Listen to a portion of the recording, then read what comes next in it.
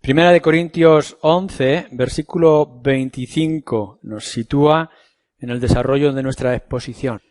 Para poder entender mejor esas palabras, os invito ahora a ir al libro de Hebreos, capítulo 8, para comenzar a leer a partir del versículo 6. Podríamos leer todo el capítulo, incluso el 9. Vamos a limitarnos a leer en el libro de Hebreos capítulo 8 a partir del versículo 6. Pero ahora, tanto mejor ministerio es el suyo, cuanto es mediador de un mejor pacto, establecido sobre mejores promesas. Porque si aquel primero hubiera sido sin defecto, ciertamente no se hubiera procurado lugar para el segundo. Porque reprendiéndolos dice: He aquí vienen días, dice el Señor, en que estableceré con la casa de Israel y la casa de Judá un nuevo pacto. No como el pacto que hice con sus padres el día que los tomé de la mano para sacarlos de la tierra de Egipto. Porque ellos no permanecieron en mi pacto, y yo me desentendí de ellos, dice el Señor.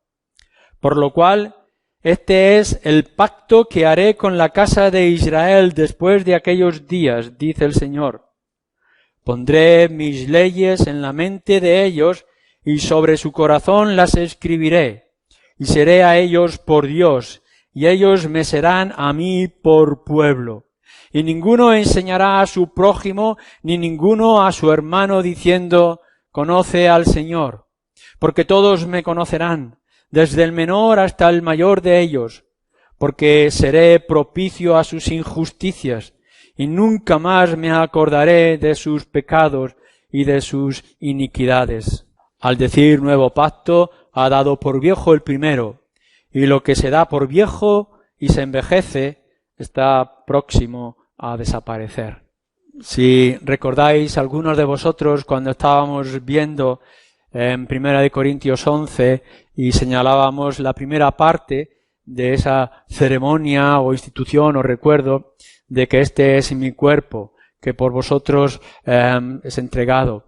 Y hablábamos ya de cómo eso estaba enlazado a la salida del pueblo de Dios de Egipto y del pacto que Dios hizo a través de su siervo Moisés, ofreciendo la liberación de Egipto por medio de un sacrificio que era el cordero.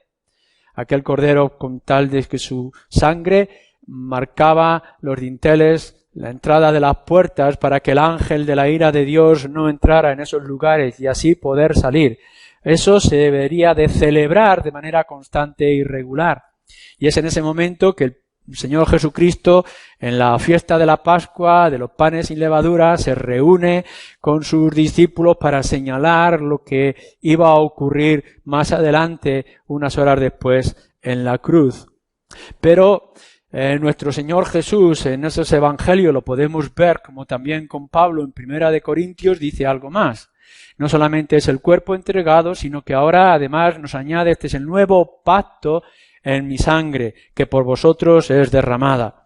Y yo quisiera centrarme en esta idea y cómo podemos ver que se repite en este pasaje del libro de Hebreos. En verdad, podríamos haber señalado acerca de este nuevo pacto en el capítulo 7 de Hebreos, en el capítulo 9, en el capítulo 10, en el capítulo 12, en el capítulo 13, que constantemente el libro de Hebreos está empapado de este pacto que Dios hace y en el cual nosotros los creyentes ahora somos parte. ¿Qué es lo que se está refiriendo? Bueno, cuando nosotros vamos a ese acontecimiento que nos describe en el libro de Éxodo, de la salida, no solamente es que se asegura la liberación, sino que el pacto, que implica un convenio entre Dios y el pueblo de Israel, un trato o un contrato que hay entre ellos. Eso iba a implicar nuevas cosas, un nuevo inicio. Ya no sería como antes en el tiempo de Enoc, o en el tiempo de Noé, o en el tiempo de Abraham, sino que ahora sería algo especial. En ese nuevo pacto de liberación, Dios traería un decálogo con la ley. Podemos ver los 10 mandamientos, podemos ver cómo se extiende esos 10 mandamientos en todo lo que es la vida del pueblo de Israel en la tierra prometida. Habría sacrificios y había fiestas. Cada uno de esos sacrificios que se harían de animales nos recordaría lo que ocurrió en el pasado, el cordero que quitaba la esclavitud o traía la libertad y que nos señalaba a nuestro Señor Jesucristo. Cada uno de esos sacrificios que podéis leer en el libro de Pentateuco nos señalaba aquello, pero también habría fiestas y cada una de las fiestas tendría un significado muy especial también para el pueblo de Dios y también nos iba a señalar más y más acerca de nuestro Señor. Todo aquel pueblo en el pacto que se estaba estableciendo con Israel tendría aquellos que lo iban a dirigir, los jueces y el rey.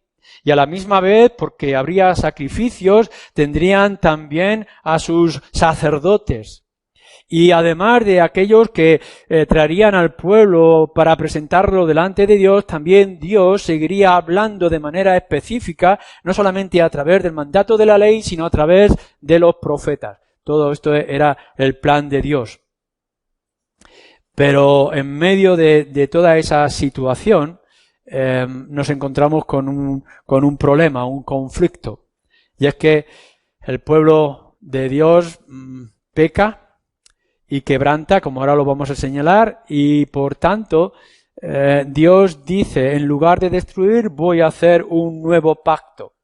Es verdad que el pueblo de Israel sufre las consecuencias de su rebeldía y de su pecado, pero ya estaba anunciándose en el Antiguo Testamento que habría un nuevo pacto.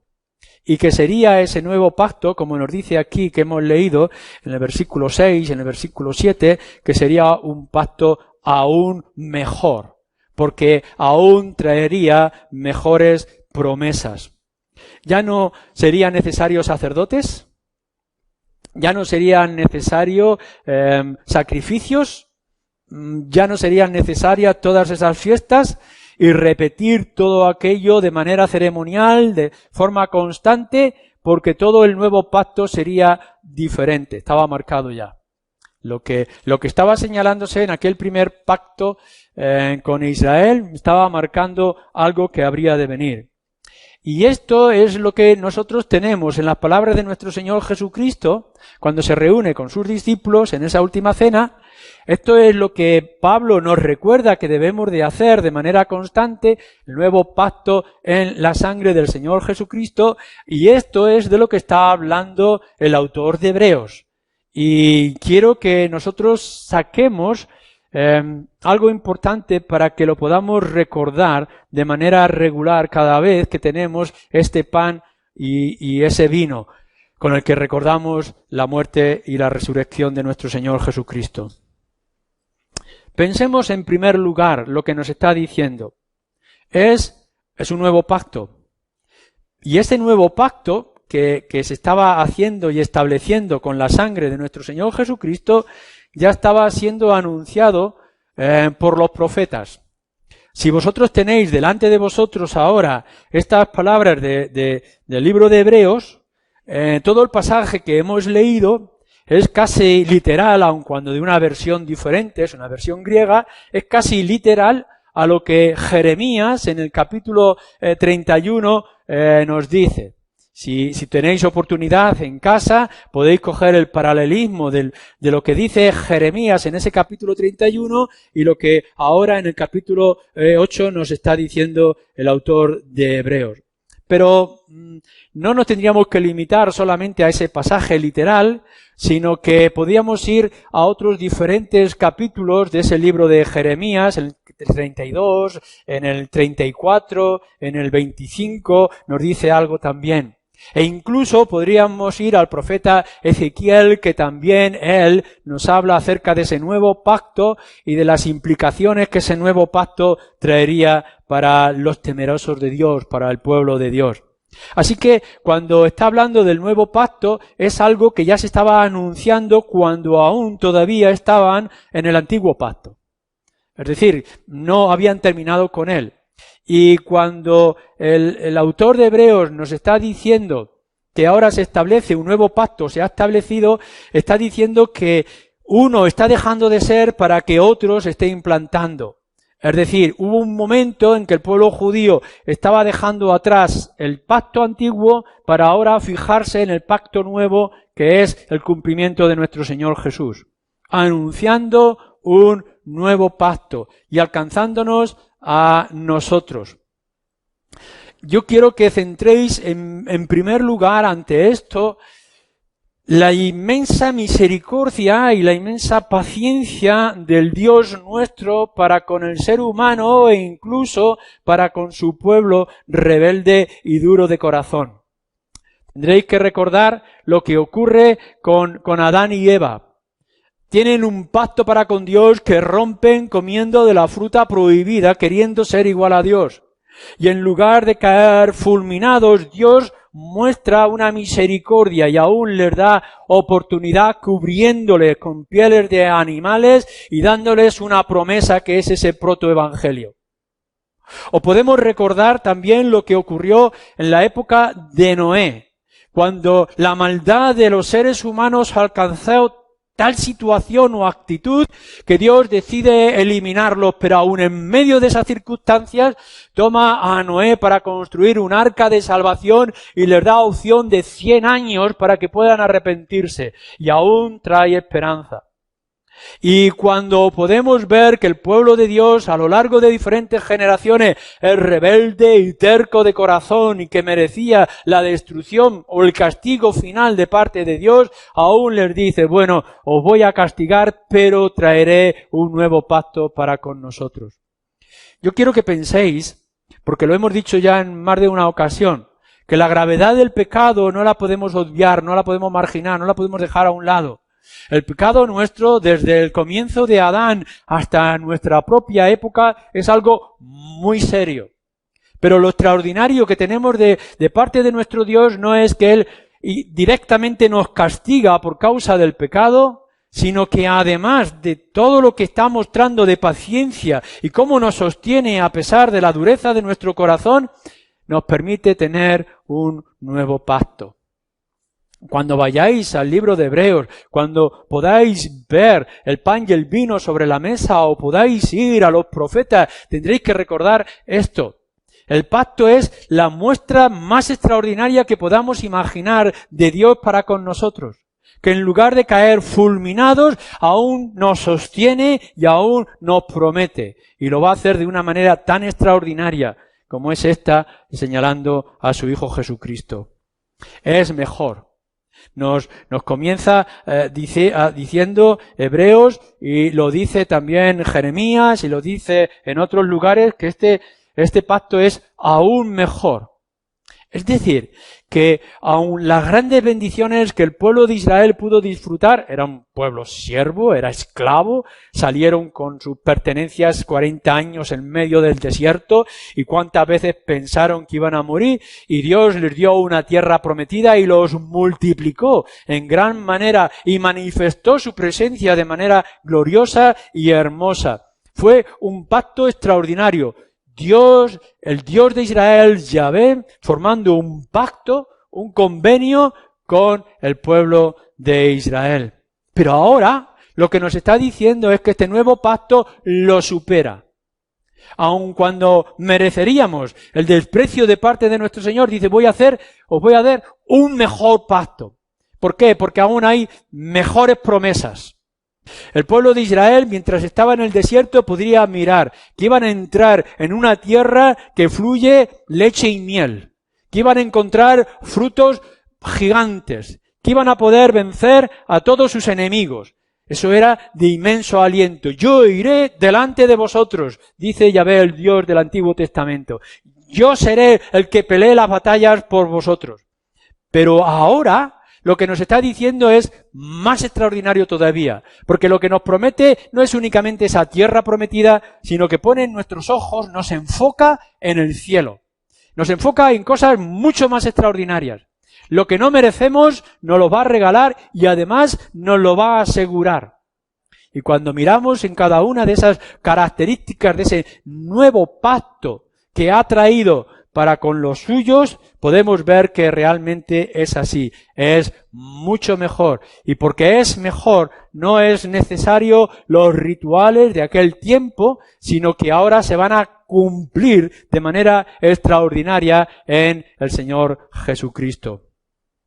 Nos dice en el versículo 10 que ahora esas leyes, esas normas van a ser implantadas en el corazón y en la mente de cada uno de los suyos, no en piedra. No será una ceremonia externa, religiosa, como podríamos ver en el Antiguo Testamento. Habría que ir delante del tabernáculo, después delante del templo, habría que repetir el sacrificio, el olor a carne quemada, las manchas de sangre de todo alrededor, animales para atraer todo el sacrificio. Todo aquello no iba a ser necesario, no era necesario el temor ante una ley que está escrita. Todo aquel que lo haga será salvo, el que no la cumpla será condenado. Ahora lo que nos está diciendo es, todo va a cambiar. Y mi ley ya estará escrita directamente en vuestros corazones, ya no en piedra, sino en nuestros propios corazones o implantada en nuestra mente. El Señor Jesucristo lo dice de una manera especial. Ya no será necesario que adoréis en un lugar de templo, de piedra, en un sitio concreto, sino que vendrá el día en que tendréis o podréis adorar en espíritu y en verdad. Y que cada uno de vosotros tendréis esa ley escrita en vuestros corazones. Porque, como nos dice también los otros profetas, ya no es tanto la obra que se va a hacer del ritual externo, sino el Espíritu que estará obrando en cada uno de los suyos, para que nos ayude a comprender y entender y aplicar todas las cosas. Si eres realmente creyente, no solamente es que tendrás la fe en ti, sino que además tendrás el Espíritu que te hace ver, que te ilumina y que te guía con toda la dirección. No es la piedra, no es el elemento externo, que es tu propio corazón. Ya no será necesario que tengamos sacerdotes que tengan que intervenir para buscar el camino sagrado delante de Dios. Lo que ahora nos está diciendo es, ya no necesitaremos reyes que tengan que gobernarnos en lugares externos o de jueces. No tenemos necesidad de sacerdotes, no tenemos necesidad de reyes, ni siquiera tenemos la necesidad de hombres que puedan transmitirnos o tengan que transmitirnos la palabra de Dios o las profecías. Nosotros y cada uno de nosotros, dice Primera de Pedro, seremos sacerdotes y seremos profetas y podremos ser el templo santo de Dios. Ahora el Espíritu va a obrar directamente en cada uno de nosotros.